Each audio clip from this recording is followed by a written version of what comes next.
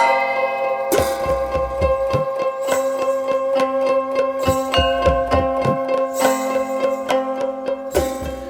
right, so we're here with Mr. Vic Dicara. Did I pronounce your name correctly? You did. Okay, great. And we're going to be talking about some astrology today. Specifically, we're going to be looking at techniques, as well as maybe focusing a bit on advice an astrologer might give to people to help them with their relationships. So anyway, welcome, Vic. It's great to have you here. Thanks, Ryan. Yeah. All right. So one of the first things I want to discuss is the whole idea of looking at the birth chart. The idea of how you prioritize a birth chart.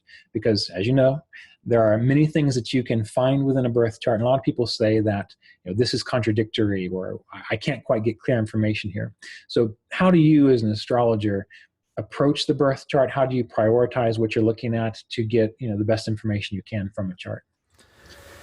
Yeah, that was my biggest challenge to unlocking birth charts, was to figure out which door to open up first. Because it's like a hallway with like 20,000 doors in it. Just when you look at an astrology chart, it's like, which rabbit hole do I jump down first? So I tried to I didn't try to figure it out, but I knew that I needed a way to determine what's the front door. What's the big door? What's the main door here?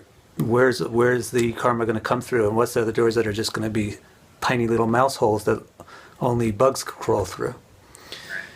So as I researched the different books like Parsha, Horoshastra, and things like that, I discovered that that's actually a technique that's been addressed throughout the ages. And the way that they did it was mainly with something called Shadbalas. The idea that bala means like how strong you are. So the stronger the planet, then the more loud it speaks in the chart. The more of a role it takes in the chart. So, and then I also noticed that here and there they would mention that it's not just the bala, but the bala has to like align with the sun, or the bala has to align with something, and then you perform some kind of a math on that. And so I realized that it wasn't just the raw bala that a planet has, although that's important in certain cases. Like for me, I use it if there's a conjunction of two planets or more planets, then I'll look at the raw bala to see which planet's going to dominate that conjunction. But looking at the chart overall and trying to figure out what's the main door, I realized that I had to take the bala and mix it with some sort of a sense of like how this planet is aligning with the rest of the chart. So eventually I came up with a system where you take the Shadbala and then you take the Shadbala as like how strong the planet is, and then you have to see this planet might be strong, but does he have any opportunity to use that strength? Is he in the right spot where he's going to get a chance to come up? And so how much does he align with the ascendant degree? How much does the planet align with the moon's degree, the sun's degree? And then like how many aspectual points is he giving out? Or how many is he receiving?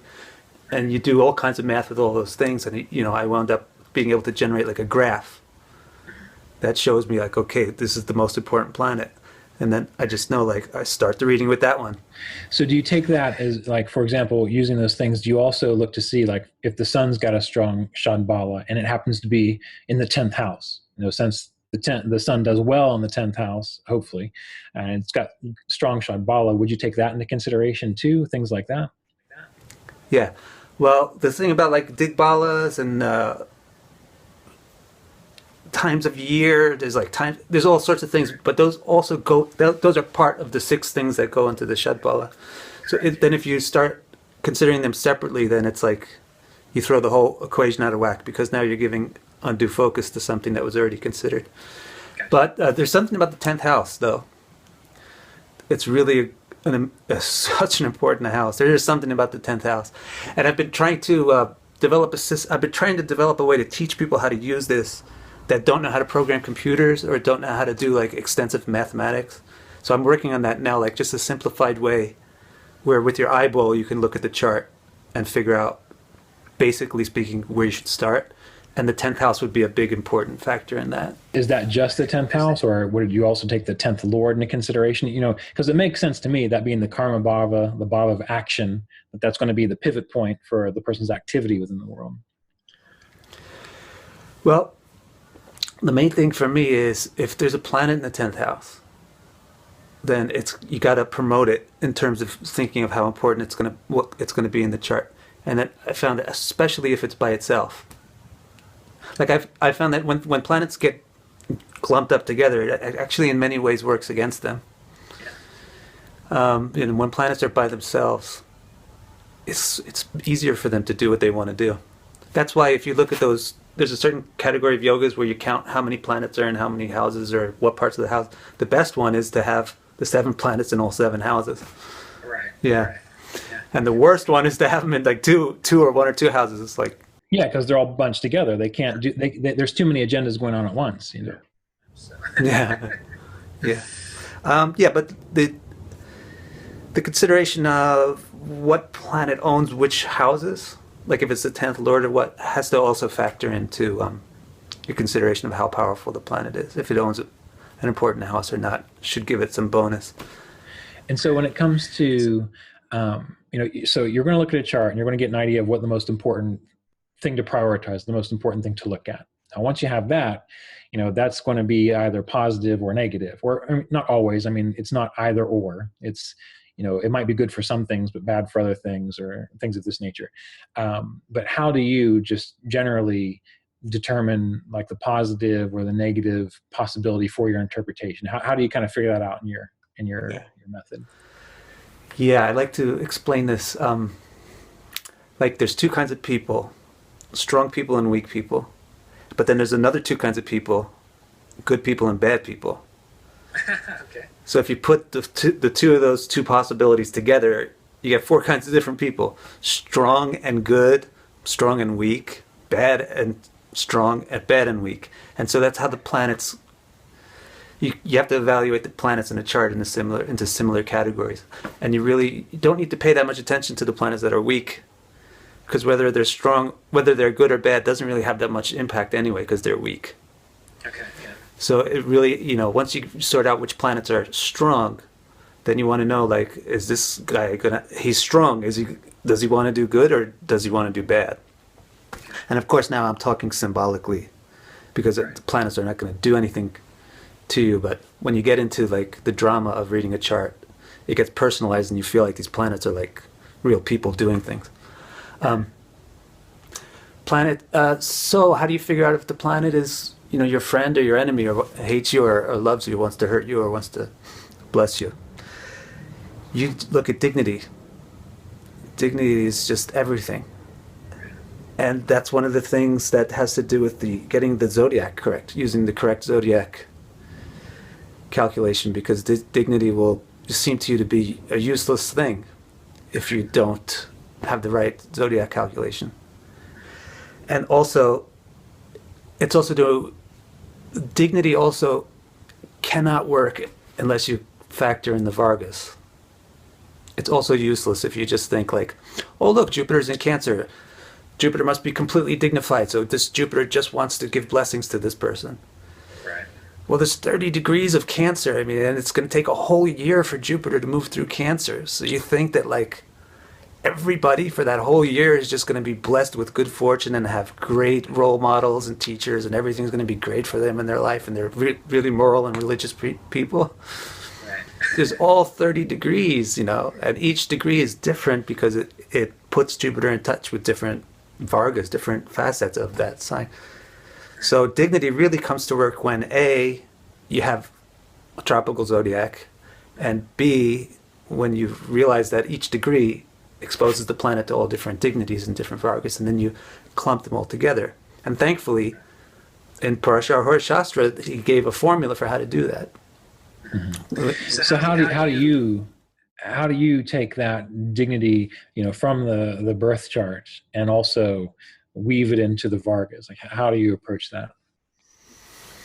Well, first thing I do is I just get the overall dignity. I want to know the planet's overall dignity. So I'm using the Vargas as part of the calculation of how dignified is the planet overall. So if it's in better dignity throughout more Vargas, that makes it work better? Yeah. Okay. And then different Vargas have different weights. Not every Varga is equally important. But the specifics for that are defined in Parsha or Shastra. Right. And generally speaking, it's the smallest Varga and the biggest Varga are the most important. In addition to that, I also added a couple of things in, like every planet has a natural dignity. Like they're more Krura or Somya. They're more gentle or harsh or malefic or benefic. So you got to factor that in too. And then also, is that going to take in the good and the bad, like you were discussing? Yeah, for example, Mars is not generally thought of as the friendliest planet. He's very, very motivated, ambitious, and selfish, independent by nature. So he's very cruel by nature. So even if Mars has great dignity in the various amshas, you still have to give a little bit of a consideration to the fact that it's Mars. Right. Like that should be one of the calculations too. Just like in Shadbala, every planet has an inherent strength, and that's the starting point. And then there's a million other things added to that, but it's still part of the thing that the Sun is generally a lot more powerful than Saturn. Right. And then the other thing is, then there's the thing that in Vedic astrology they call temporal benefic and temporal malefic. That I factor also into the calculation of the planet's dignity. If it owns good houses, it makes the planet a little bit more positive. If it owns difficult houses, it makes it a little more negative. And so for good houses, you're probably talking about like trines, and bad houses would be more like 6th, 8th, and 12th. Yeah. Okay. Yeah. Gotcha. And then for the amshas, like let's say Jupiter has got in a person's chart has a really great overall dignity. So you expect that things about Jupiter will be great for this person. But Jupiter represents many different things. And maybe it's not very realistic to think that everything about Jupiter would be super great for this person. So then you look specifically into the subcharts, the Varga charts, the Amsha charts, and if you notice that, oh wait a minute, Jupiter has a great overall dignity, but in this particular chart, it's debilitated. So that means that even though Jupiter overall has a great indicates great things for the person, in regards to that one particular symbolism of Jupiter, there's a weakness, there's a weak point. So maybe it's in the 7th chart, right? Yeah. The D7, the Saptamsha. So Saptamsha, yeah. maybe it has something bad to do with how the person trusts in love or produces children or something. Right. So even though maybe the person may be a very religious person, but they never get married. Right. So that would mean that Jupiter overall has a great dignity, but there's some weak point in subchart that has to do with marriage and children and stuff like that.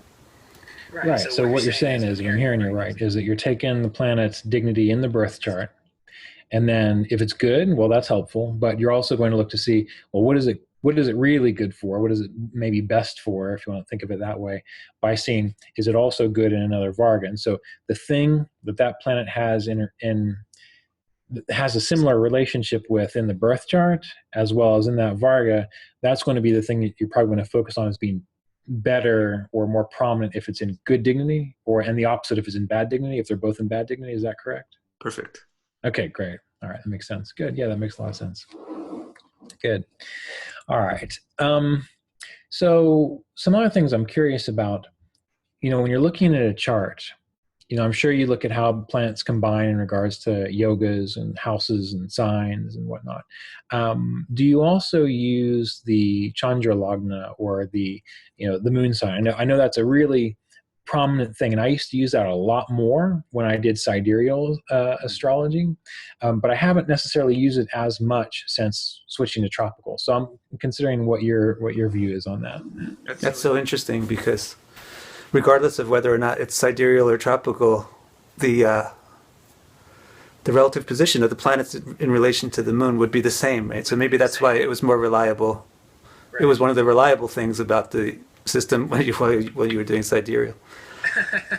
I use it a lot. I really, really rely on it. The Chandra. So, for example, like if I see somebody has a Raj Yoga, right, in the birth chart, oh, that looks nice, right? They got a Raj Yoga. They're going to be very successful. But then I'll just look at the same two planets that are forming the Raj Yoga. Then look at them in the moon chart right away. Like It's almost as if I just used the moon chart as another Varga, Okay. but it's super important one, like the most important one.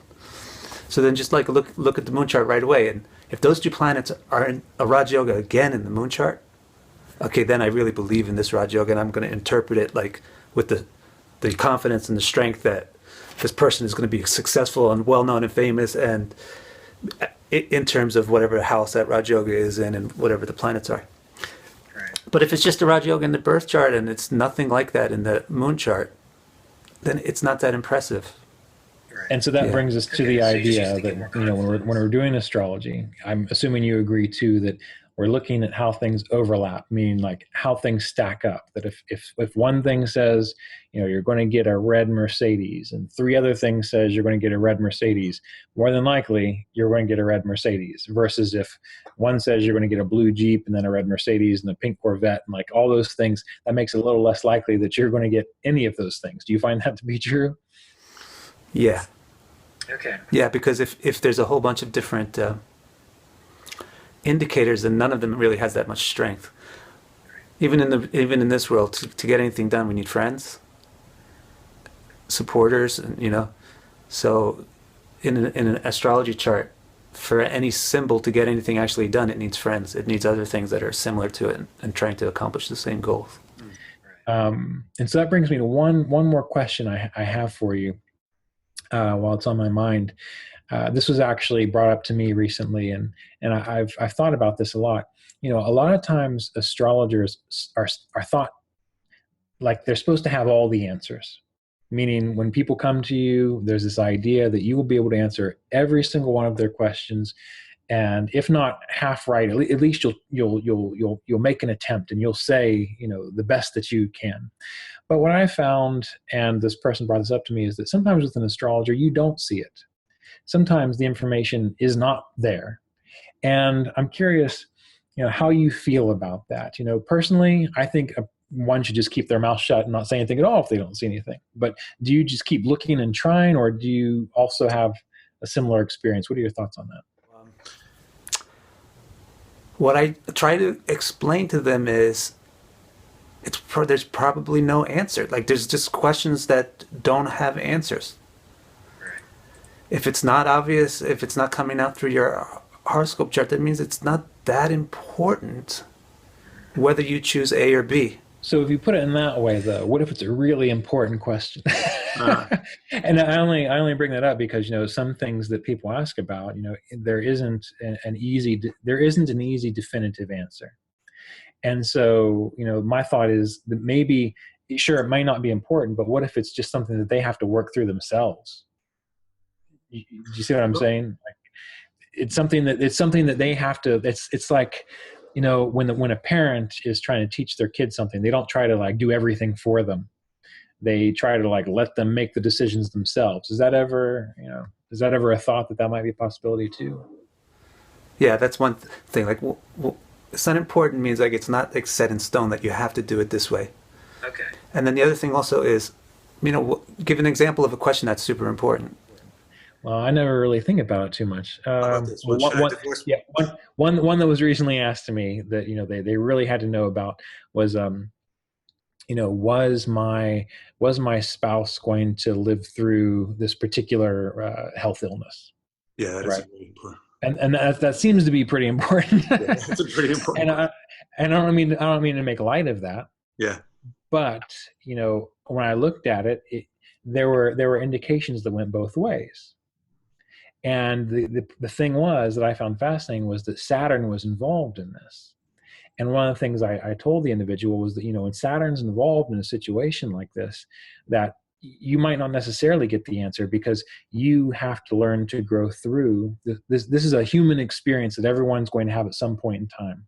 And to give you a false answer would not allow you to grow through the uncertainty of it, because Saturn, in a sense, I think, maybe, you know, you can fill me in on this, wants you to realize that not everything is certain. Not everything can work out the way we want it to all the time. Does this make sense? That's very, very interesting. I was thinking along the lines like, I was thinking an important question would be like, should I get a divorce or not? Oh, okay, yeah. You know? Well, So then I would say, if there's no clear indicator in the chart whether or not this person should be getting this divorce, then I would say that's not really the real issue in your life. You know, there's another problem that is really at the core of the issue, and whether you get this divorce or not, you're still going to have to deal with this other problem. And then I'll probably try to find the problem and bring it up and show how it's related to the divorce. Right. Well, that makes perfect sense. Yeah, I understand that. And, you know, with things like divorce, that's an issue of, you know, can they learn and grow through the relationship? I think. Yeah. And if they can, great. But if they can't, well, then again, it goes back to that whole idea that I don't want people to be dependent on astrology. I want them to make the best choices they can.